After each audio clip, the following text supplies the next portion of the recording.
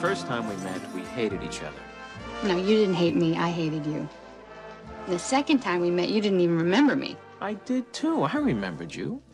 The third time we met, we became friends. We were friends for a long time.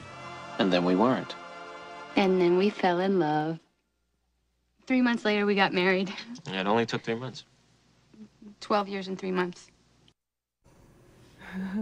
I love that movie. That's right. Well, welcome back. It is 9:17. Now, we've all heard of a soulmate, that one person that you were destined to be with, someone you feel just completes you. That's right. That's the romantic part of it. Well, that sounds good. Sounds, like I said, very romantic. But actually, believing in a soulmate can be a bad thing if you're trying to have a relationship. Chris Amon is with the Inspired Life Wellness Clinic here in downtown Bismarck. Good morning, Chris. Good morning. We are going to play the role of wet blanket on the show this morning, because when I was talking to people in the newsroom, they're all like, oh yes, soulmates, I believe in soulmates and everything. And I'm just going, so wonderful. Yes, yes. So lay it on us. Why is this a bad thing?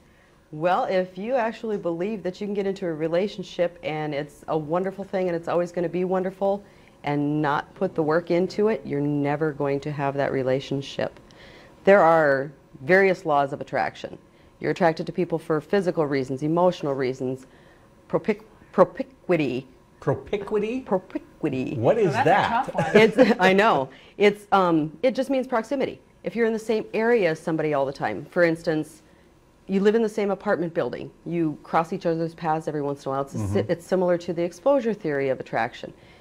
You are attracted to people for certain reasons, and you are drawn to them. You feel that initial, oh, I am so in love with this person. After several months, you start to see qualities in them that maybe are not so attractive anymore.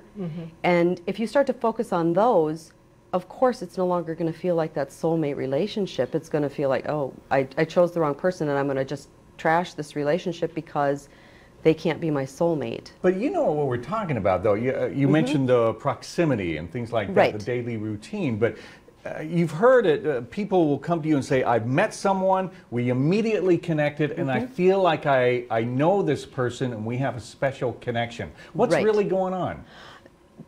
Just the initial attraction. I mean, if you look into certain people's eyes, you see things that, oh yeah, I recognize something there. Is it their energy? Is it the way that they're speaking? Is it the things that they're saying? Or, you know, are they exuding? Or just, it could just be bodily chemistry going off. Endorphins. And plus, another. New relationships are fun because you're finding out something about somebody, and you know they're liking you back, and that and you're feels making good. a connection. It's fun and it's exciting, and there's all this stuff going on, all this energy associated with it.